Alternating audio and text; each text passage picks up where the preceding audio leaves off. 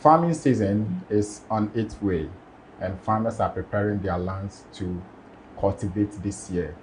But there has been a heated agitation about tax exemption on agricultural inputs. What would this contribute to our food security? We are here to discuss about government policies that is hampering and then also hindering the progress of agriculture, which is the tax that has been exempted from other commodities which agricultural inputs or agricultural products are exempted. We are here to discuss with the country manager of Crop Life, that is Mr. Kaderi. Mr. Kaderi, welcome. Thank you very much, Steve, and thanks for having me. Thank you for honoring our invitation to discuss this third issue that is going on. And I think the sector players, they are all worried about this issue. Most definitely, Steve. Okay, thank you very much. So if we talk of exempted tax as a whole on agricultural products, what comes to mind and what contributes to the development of agriculture as a stakeholder is concerned? Thank you very much, Stephen, and greetings to all your listeners and viewers across. The issue of tax exemptions came up strongly somewhere September last year, when the President of the Republic of Ghana, President Nana Akufo-Addo, assented to the Ghana's Tax Exemptions Act 2022, Act 1083, somewhere around 21st September 2022. And this Tax Exemptions Act was meant to regulate Ghana's tax exemption regime and to block all the leakages thereof that were there and tax exemptions in Ghana. But unfortunately, considering how important agriculture plays in economic development, and the government priding itself on agriculture as the engine of growth of the economy, agri-inputs were not captured in the Tax Exemptions Act 2022, Act 1083, which actually would mean that cost of inputs are going to go high, and it's going to have a rippling effect on production and then food security as well. Okay. Thank you very much. So let's not forget our viewers. We have also Mr. David Anson as well, who will join us via Zoom and then also give his input to this great discussion that we are having. It's the interest of the farmers, that is why we are here. Not to their interest, but if the farmers have their interest at heart, I think the stakeholders also will be liberated from all this back and forth issues that is ongoing. Okay, so let me come to you again, Mr. Kaderi. It's that, so has the enabling environment for the importation of agrochemical supplies been satisfactory?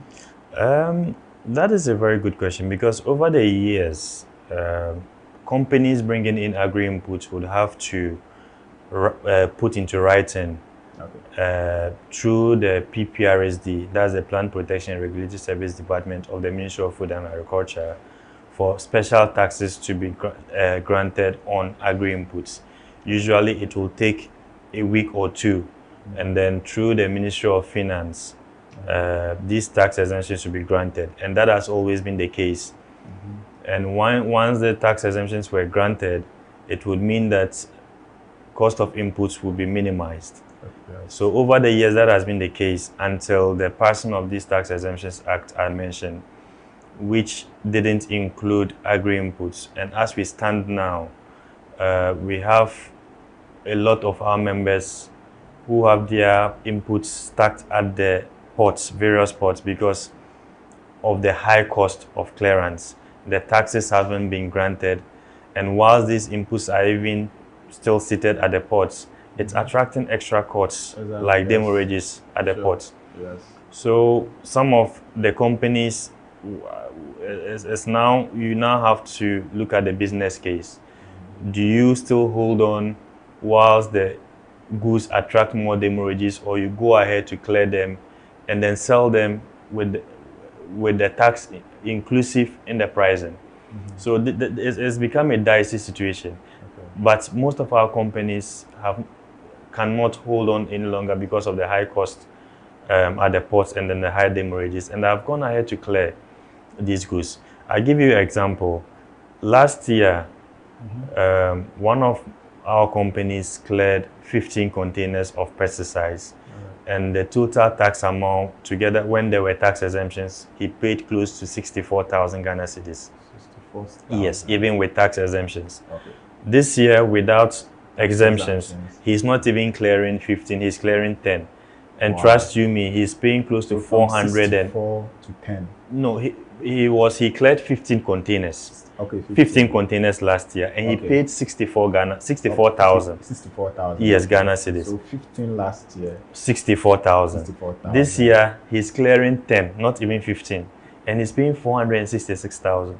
Wow. Yes. So you that, can imagine the percentage. Exactly. So as a business person, what would you do? Wow. If it this means this is even collapsing the agric industry. Exactly. So the best they can do is to pass on the cost to the farmers, to the ordinary farmer. And how many farmers can be able to afford these inputs? So no wonder a lot of youth are deferring or even backing out from farming, because they said even they used to farm an acre of land about maybe 2,000, 3,000, and today the cost has gone up. It's gone up exactly about 300%. Exactly. So that's the reality that we are being faced with. Wow. And it's about time we've engaged a lot of stakeholders in that regard. Okay. We've engaged the ministries, Ministry of Food and Agriculture. We've engaged the Select Committee on Parliamentary Select Committee on Agriculture as well. Okay. We've written petitions to the Ministry of Finance and even to the Speaker of Parliament. Okay. Just yesterday, we had a meeting with the Minister of Agric, and he appreciated our concerns as an industry, and he has committed to help resolve the issue and then grant the exemptions for these agri-inputs to be cleared, so that farmers can be able to access these inputs, increase their productivity, and then we can all achieve the food security that we have all been looking at for.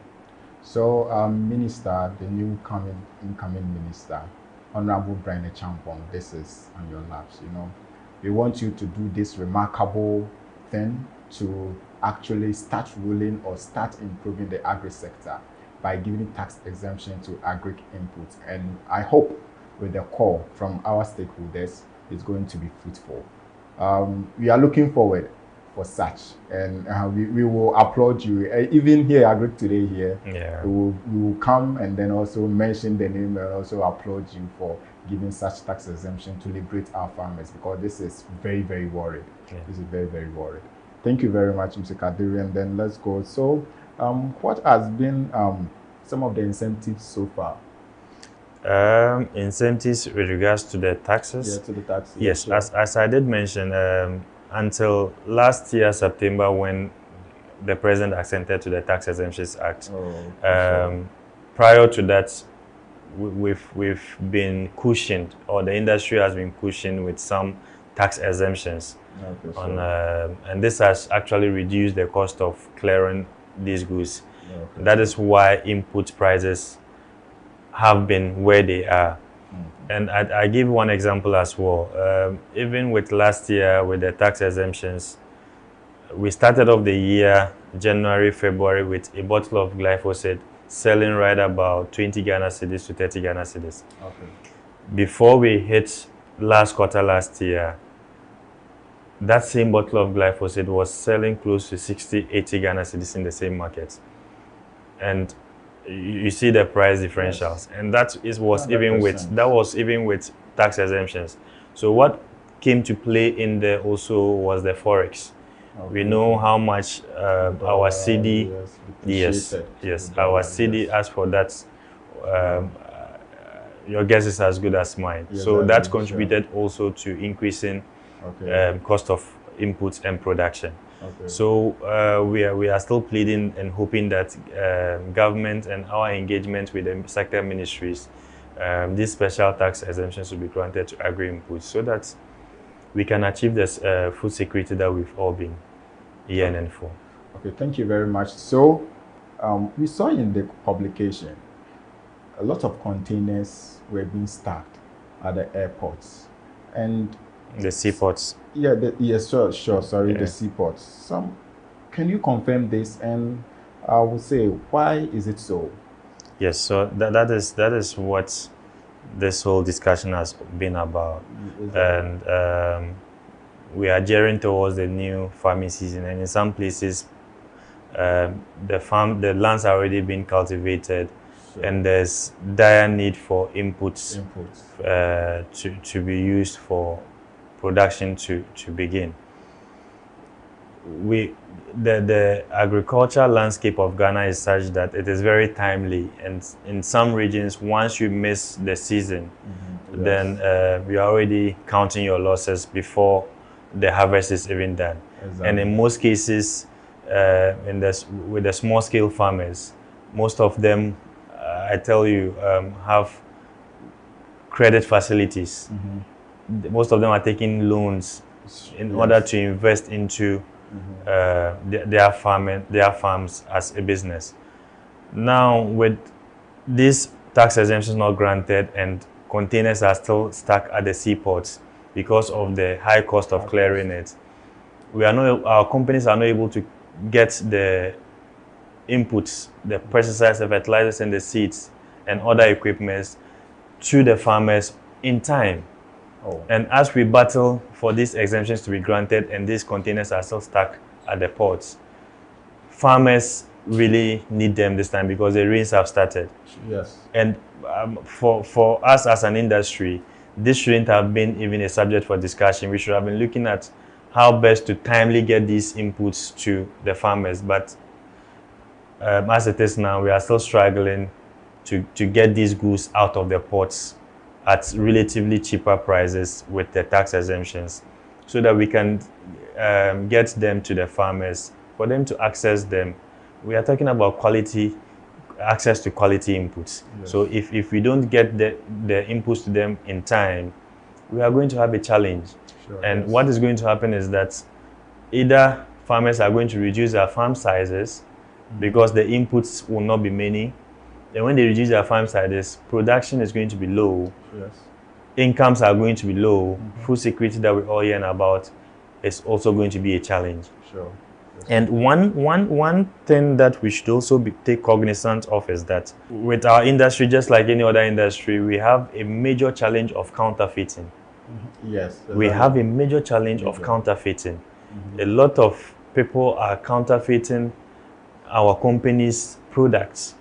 And farmers are unsuspecting and they buy these products, which is not giving them results. Yes. So if we are not very cautious in handling these issues, and by government acting swiftly to grant this exemption so we can move these inputs directly to farmers for them to use, within that gap, if we are not very cautious, these fraudulent actors might take advantage of the situation to sell these counterfeit inputs to these farmers, and that will also be another issue for us to look at. Okay. And I am praying and hoping we don't get there. Sure. As our people they are very smart. Yeah.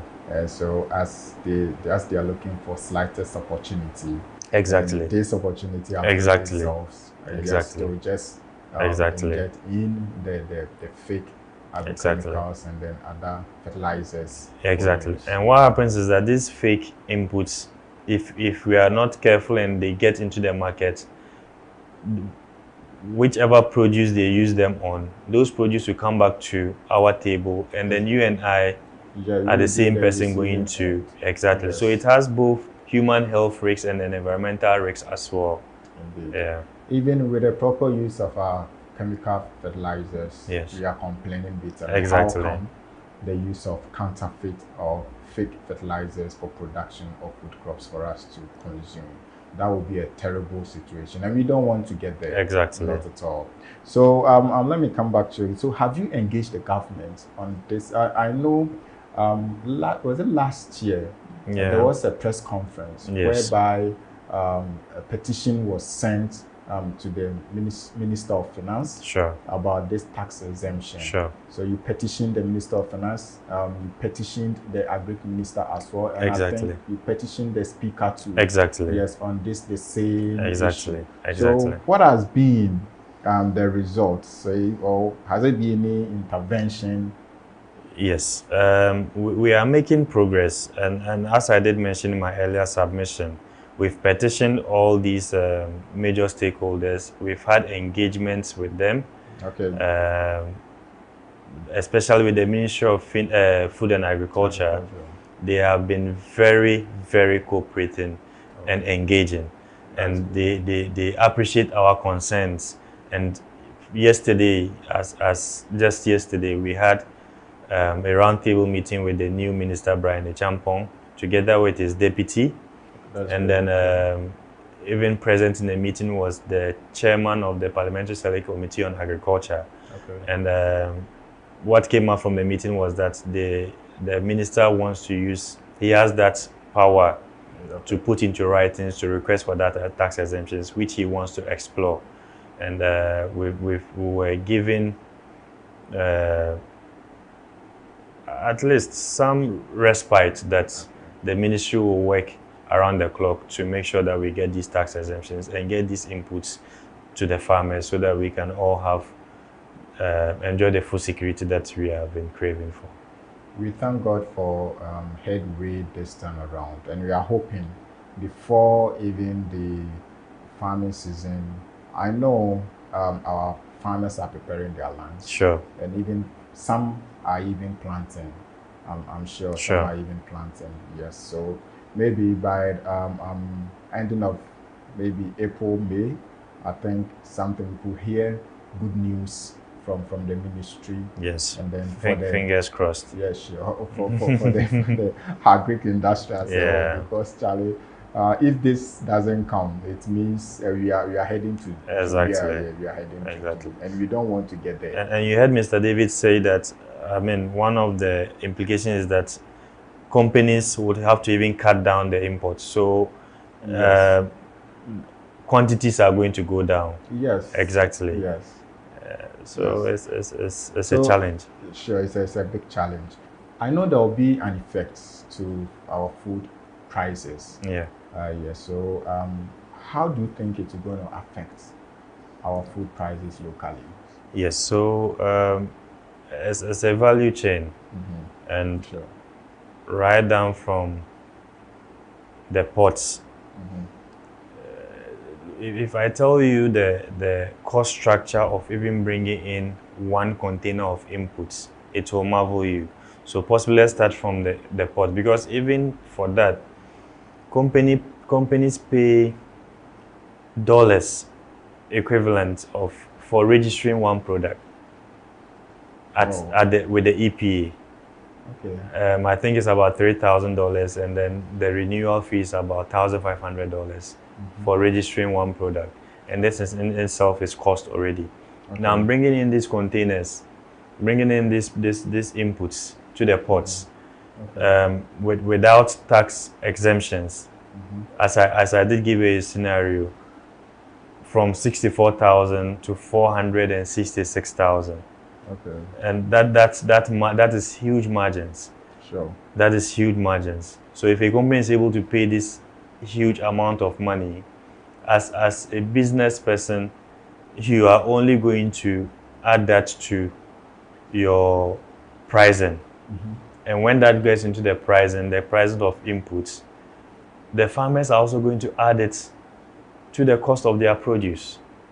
Okay. And when it goes into the cost of their produce, it's also going to trickle down to the consumer. And at the final end, it is you and I. We're going to bear the cost. Exactly. Yes. So if you used to, if you hitherto use 10 cedis to buy food, hopefully you will now use possibly 30 or 40 cedis for that same food, considering the price increases. So it's going to have a trickle-down effect right down to the farmer, to the consumer. Already we are crying of food prices already, and the inflation is also shooting up, and we are all saying the cost of living in Ghana has really escalated. Therefore, a lot of people are crying, and we are in a hunger already. Yes. So in case this continues, and I think even by the year 2023, November, sure, Charlie, we will all be dying because. And Stephen, it will interest you to know. Last quarter, somewhere December, Ghana recorded an all-time high inflation. Yes. About 54%. 54%, yes. And that is absurd. Sure. As we speak now, the last time I checked, earlier this month it was around 52, 51. Mm-hmm. Yes, but still in the 50s. Yes. I mean, so if these tax exemptions are not granted and input prices are going to go high, then it's a doom. Your guess will be as good as mine. Because yes. Before we even started, you see, I bought tomatoes. I went to the market to buy tomatoes. Okay. To prepare something small before we start. And surprisingly, the cost of tomatoes.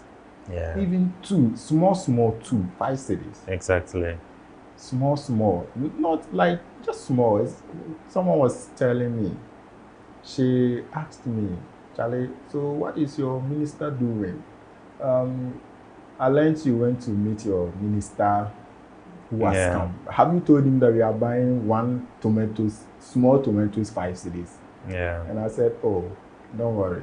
He has come. He will feel the heat and do something. So, yes. That is a reality on the ground. But as I said, with our engagement with him, yes, he's bringing on new ideas, and we are only hoping and praying that it's not mere political talk. He is going to walk his talk, yes, exactly. And then stamp his authority, and make that positive change that we are all craving for in the agriculture industry. Okay, sure. Yeah. Okay, so I know this is affecting. I think we have. I wanted to ask this question, but with the deliberations that we've had so far, I think the effect of this in our livelihood, I think we all can bear, and can also attest to it. Even it has not come, we are experiencing small. Yes. Yes, we are experiencing small. So what has been the expectation of Crop Life and its partners on how agriculture in the country should be conducted? Yes. Thank you very much. Basically, like I said, agric is the backbone of our economy. Yes. And for this economy to thrive, there should be an enabling environment for the private sector to operate. Sure. These are some of the enabling environments that we are looking at. Cost of input should go down. Access to credit, so that the young and enterprising youth can also venture into the agric, create more employment, increase food security as well. It should be private sector driven. Okay. Once you have the private sector at the forefront of agriculture, with support of government, providing and initiating policies and programs to support the private sector to drive the agriculture sector, then I'm sure we'll get to where we want to go to. And just a quick one too. In as much as we are calling for government to grant these tax exemptions for the clearance of agri-inputs, we are also hoping and sending cautions to people who take advantage of the system to abuse exemptions that have been given. Okay. Because this issue came up, and as we know, sometimes the quantity of inputs that come in the country far outweighs what is being used in the country. Sure. So that is to say that some of the inputs are being taken out of this country to our neighboring, to our neighbors as well. Yes. And that practice should, I mean, the officials and security service should also step up their game, especially around our borders, to stop these smuggling, so that inputs will remain within our four corners, and then we can be able to access them and then increase production. Okay. Thank you very much, and I think what you're saying is very, very relevant, because we've had a series of issues concerning this, being fertilizers smuggled to our neighboring countries, and this has been a very, very disturbed issue. Sure. That ongoing in this country. However, it's the government should be intentional about this. Sure. As even we don't have fertilizers at all in this country. Sure. We talk of smuggling some into another country, which would be very, very bad. So we thank you very much, and then we pray that our issues will be highly addressed by the government. Thank you. So we look forward to see that these tax exemptions will be much clarified and also defined. Sure. So that the stakeholders also will come to at peace. Sure. Because if they are at peace, sure, I think our farmers also are at peace. Sure. And we could enjoy all that we want to enjoy in this country. Sure. Because we don't want to lose our delicious meals. Sure. You know, not for GMO. We don't want to go there, not at all. Because we don't want to pave way for such to happen. No. So we are praying that this will ease. Okay. Our cherished viewers, thank you for such discussion, and also coming on board for us all to deliberate and digest this discussion. And we hope our policymakers are taking key cognizance to this, and they will act accordingly. So, Mr. Kado, Mr. Stephen, thank you very much. Thank you for having us. Meet again. Most definitely. Yes, I think there's a lot to discuss in this industry, and we have to do so. Sure. Because that's why we are here. Sure. Yes. So sure. We most definitely. So. Thank you very much. Thank you too for having us. Cherished viewers, we thank you very much for being with us to this end. At this juncture, we will say goodbye, but we've not gone. We are here 24/7. And we'll be with you once more with very, very interesting discussion with our stakeholders and our panelists. Thank you once again. Thank you.